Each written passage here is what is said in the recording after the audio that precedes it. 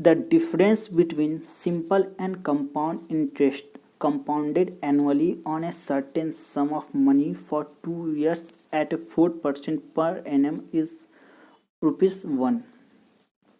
तो देखिए कोई एक सम है, उस सम पे आपको जितना भी इंटरेस्ट मिला SI पे 4% के हिसाब से 2 साल में, और कंपाउंडेड फिर क्या था, एक तो सिंपल इंटरेस्ट था, फिर दूसरा क्या कंपाउंड इंटरेस्ट। कंपाउंड इंटरेस्ट में 4% के हिसाब से 2 साल में जो इंटरेस्ट मिला वो दोनों का जो डिफरेंस है कितना है, ₹1 है। तो यहाँ आपको वो सम बताना है। तो देखिए एसआई आपको 2 साल का एसआई निकालना है। तो एसआई में तो आप सिंपल आप निकाल लेंगे, पहले साल में 4% है और दूसरे साल का ही 4%, क्योंकि एसआई तो ऑन फ्लैट चलते रहता है, इच ईयर वो बिल्कुल वो सेम ही रहता है, उसमें कोई वेरिएशन होता नहीं है। तो यहाँ से क्या हो गया, ये 2 साल का 2 ईयर्स का कितना निकल के आ गया 8%, ये 2 ईयर्स का आ गया। हम सीआई का निकालेंगे, सीआई 4% के हिसाब से 2 साल में उसका कितना इंटरेस्ट लगेगा। तो देखिए ये 2 साल के लिए निकालने का फॉर्मूला होता है 2 ईयर्स के लिए x plus by plus x into by upon 100। तो ये x यहाँ फर्स्ट ईयर का रहता है, बाई क्या होता है दूसरे साल का होता है। तो यहाँ आप 4 पहले साल का 4 है, दूसरे साल का 4 है, तो ये 4 प्लस 4 और यहाँ 4 इंटू 4। तो आप यहाँ से सिंप्लीफाई कीजिएगा, वैल्यू रख के पुट कीजिएगा, तो ये कितना आ जाएगा 4 प्लस 16/100। तो यहाँ से आपको 2 साल का CI कितना निकल के आ गया है 8.16%। तो देखिए ये जो इंटरेस्ट है दोनों का, ये जो इंटरेस्ट है उसी का डिफरेंस जो है, ये जो डिफरेंस है ये कितना का ही डिफरेंस चल रहा है 0.16। ये 0.16 जो डिफरेंस है वो कितने के बराबर है, ₹1 के बराबर है। ये कितने के बराबर है ₹1 के। तो यहाँ से आपको क्या निकालना है सम, मतलब 100 में आपको निकालना है कि 100 में क्या होगा। तो देखिए 1 का पहले निकाल लेते हैं, तो 1 का निकालेगा तो 0.16, और इसी तरह आप 100 में निकाल लीजिएगा तो आप 100 में निकालिएगा तो ये कितना हो जाएगा आपको यहाँ क्या 100 और अपॉन 16, और आप इसे यहाँ पर सिंप्लीफाई कर लीजिएगा तो यहाँ से इसका आंसर निकल के आ जाएगा 625।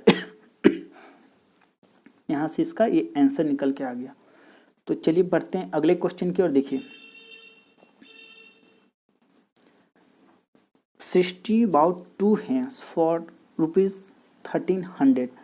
60 जो है 2 मुर्गी खरीदती है 1300 में। दोनों का कंबाइन यहाँ रेट है, दोनों का कंबाइंड है। देखिए ध्यान दीजिए, इच नहीं लिखा हुआ है, दोनों का कंबाइंड रुपये से वो 1300 में 2 मुर्गी खरीदती है।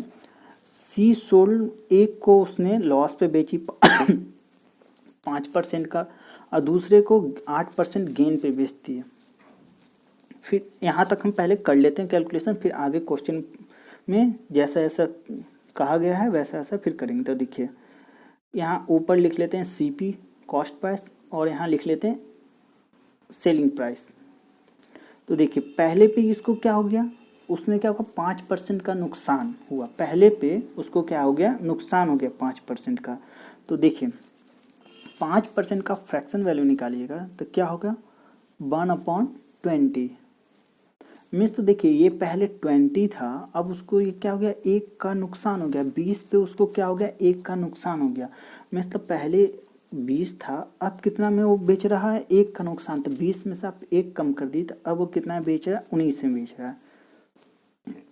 ठीक है, फिर दूसरा कंडीशन क्या है कि दूसरे को 8% गेन पे बेचता है, तो इसी कारण 8% का फ्रैक्शन वैल्यू निकालिएगा तो 8 का क्या होगा 2/25, ये 8% का फ्रैक्शन वैल्यू है। तो मीन्स तो देखिए पहले वो कितना था 25, अब 25 पे इसको 2 का प्रॉफिट हो रहा है, तो अगर 25 था और इसको 2 का प्रॉफिट हो गया तो ये कितना हो जाएगा 27। तो देखिए यहाँ तक जहाँ क्वेश्चन जो बोला हमने वहाँ तक काम कर लिया है। तो देखिए ये जो डेटा है इसको हम लास्ट में बस कन्वर्ट करने के लिए यूज करेंगे। तो देखिए आगे हम बढ़ते हैं। तो देखिए what will be the cost price of the each हेन, मतलब दोनों हेन का अलग जो मुर्गी है दोनों का आपको यहाँ कॉस्ट प्राइस बताना है if C faced neither loss nor gain, मतलब वो उसको ना ही प्रॉफिट होता है ना ही नुकसान होता है। तो देखिए हम यहाँ क्या कर सकते हैं कि 20 में अगर खरीदे और 19 में बेचाते हैं, लॉस हो गया। कितने का लॉस हो गया? 1 का हो गया। और यहाँ क्या हो गया? प्रॉफिट हो गया। देखिए 25 में खरीदे 27 में बेचें, आपको क्या प्रॉफिट हो गया 2 का। लेकिन यहाँ तो आपको क्या है, नाइदर लॉस नॉर गेन। देखिए नाइदर लॉस नॉर गेन मतलब होता है कि आपको जितना प्रॉफिट हुआ उतना लॉस भी होना चाहिए उतना ही। तो ये सिचुएशन होता है नाइदर लॉस नॉर गेन। तो देखिए यहाँ आपको 1 का नुकसान हो गया या 2 का प्रॉफिट हो गया। तो आप ऐसा कीजिए कि ये पूरे इक्वेशन जो 1 में आप पूरे को यहाँ 2 से अगर मल्टीप्लाई कर देते हैं, 2 से आप मल्टीप्लाई कीजिएगा तो देखिए यहाँ भी लॉस क्या हो गया 2, यहाँ प्रॉफिट 2, मतलब देखिए लॉस हो गया -2, प्रॉफिट हो गया +2। तो ये क्या हो गया? Cancel, neither profit nor loss. ये हो गया न्यूट्रल हो गया सिस्टम। तो देखिए अब आप 2 से मल्टीप्लाई पूरे में कीजिएगा तो हम देखिए एक वाले इक्वेशन को हम यहाँ लेके आ जा रहे हैं नीचे। तो ये कितना हो जाएगा 40, ये कितना हो जाएगा 38। तो देखिए अब इसका मैंने पहला का एक और मैं डिराइव इक्वेशन निकाल चुका, तो आपको इसको यहाँ कोई ज़रूरत नहीं, आप इसे काट दें। तो देखिए फर्स्ट का आपको निकल के आ गया, ये सेकंड का ये पहले से निकला हुआ। अब यहाँ देखिए अब दोनों का कॉस्ट प्राइस जोड़िए, ये कितना हो जाएगा 5, ये कितना हो जाएगा 6। ये जो 65 है इसका कॉस्ट प्राइस ये कितने के बराबर यहाँ गिवन है? आपको 1300 के बराबर गिवन है। ये कितने के बराबर है? 1300 के बराबर है। तो यहाँ से 1 का आप निकालिएगा तो 1 का क्या होगा 20 रुपीज़। तो 1 का आपको 20 रुपीज़ आ गया है। तो यहाँ ये देखिए पहले कितना 40 है, तो 40 इंटू 20 कीजिएगा तो पहले हैंड का आपको कितना आ जाएगा 800।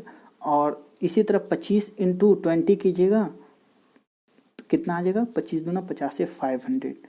यहाँ से ये दोनों इसका मुर्गी का दाम निकल के आ जाएगा, एक का 800 है दूसरे का 500 है। तो चलिए देखते हैं अपना अगला क्वेश्चन। देखिए speed of boat along the current means, तो देखिए बी जो स्पीड ऑफ बोट को हम रिप्रेजेंट यहाँ कर रहे हैं और करंट जिसको हम लोग सी से यहाँ रिप्रेजेंट कर रहे हैं अलोंग द करंट। तो देखिए दोनों जब नाव और करंट दोनों एक दिशा में जा रही है तो दोनों को हम स्पीड को क्या करते हैं ऐड कर देते हैं, तो प्लस कर दें add. And against the current B minus C against the currents are 16 kilometre and 10 kilometre per hour respectively. तो देखिए 16 हो गया, ये हो गया 10। तो यहाँ से आपको क्या फाइंड आउट करना है स्पीड ऑफ करंट में सी का यहाँ वैल्यू निकालना है। तो देखिए आप इसे सिंप्लीफाई कर लीजिए। तो देखिए सिंप्लीफाई करना है तो आप ये बी अगर प्लस में है तो इसको माइनस में कर देते हैं, ये माइनस है तो ये प्लस में कर दीजिए, ये प्लस है तो यहाँ माइनस कर दीजिए। जो नीचे बेस है उस सब का साइन को अपोजिट करना, प्लस है तो माइनस, माइनस है तो प्लस। तो आप इसे यहाँ सिंप्लीफाई कर देंगे, सॉरी आप यहाँ सिंप्लीफाई कीजिए तो बी भी यहाँ कैंसिल आउट हो जाएगा, प्लस बी माइनस बी, यहाँ प्लस सी और यहाँ प्लस सी, यहाँ क्या हो जाएगा 2c हो जाएगा, यहाँ प्लस 16 माइनस 10 तो ये कितना हो जाएगा 6। तो यहाँ से सी का आपका वैल्यू निकल के आ जाएगा 3 किलोमीटर पर आवर। यहाँ से आंसर निकल के आ जाएगा। तो चलिए देखते हैं अपना अगला क्वेश्चन। देखिए the profit earn after selling a mobile phone for ₹7,090 is same as loss incurred after selling the same mobile phone for ₹6,570। देखिए एक कोई मोबाइल फ़ोन है, उसका कुछ कॉस्ट प्राइस है जो कि यहाँ इसमें गिवन नहीं है, हम उसको मान लेते हैं कि कॉस्ट प्राइस ऑफ मोबाइल ये कितना x है। अब इस मोबाइल फ़ोन को अगर हम 7,090 में बेचते हैं, मतलब कॉस्ट प्राइस से ऊपर जाते हैं, तो हमको क्या होता है प्रॉफिट होता है। और after selling the same mobile phone, अगर हम इस मोबाइल फ़ोन को 6,570 में बेचते हैं तो हमको क्या होता है लॉस होता है, ये लॉस होता है। और इसके साथ ही साथ ये क्या है, दोनों क्या सेम है, जो प्रॉफिट है profit is same as the loss. Means जितना यहाँ प्रॉफिट हुआ है उतना क्या हो गया, हमको नुकसान हो गया है। तो देखिए प्रॉफिट बराबर क्या होता है आपका SP selling price minus cost price, और लॉस बराबर क्या होता है cost price minus selling price. तो देखिए आपका सेलिंग प्राइस प्रॉफिट में प्रॉफिट हुआ था आपका, सेलिंग प्राइस कितना है 7090, और कॉस्ट प्राइस हमने क्या एक्स मान लिया है, यहाँ भी कॉस्ट प्राइस एक्स है, सेम ही आर्टिकल यहाँ लिखा हुआ है सेम मोबाइल फ़ोन, तो इसका भी कॉस्ट प्राइस एक्स हो गया। फिर क्या लॉस वाले का क्या होगा सेलिंग प्राइस 6570, तो यहाँ से आप सिंप्लीफाई कीजिएगा तो एक्स जो कि हमारा सीपी है वो कितना निकल के आ जाएगा आपको 6830। अब हमको क्या है कि इस मोबाइल फ़ोन को that mobile phone to get कितने में बेचे हैं कि हमको क्या होगा 10% का प्रॉफिट हो जाए। तो देखिए हमको सीपी निकल गया, अब हमको क्या करना है 10% प्रॉफिट पे बेचना है, तो इंटू 110/100। तो यहाँ से आप इसे सिंप्लीफाई कीजिएगा तो यहाँ से इसका सेलिंग प्राइस जो 10% प्रॉफिट पे कितना निकल के आ जाएगा 7513 यहाँ से इसका आंसर निकल के आ जाएगा। तो आशा करते हैं दोस्तों आप सभी को समझ में आया होगा। फिर मिलेंगे, तब तक के लिए धन्यवाद।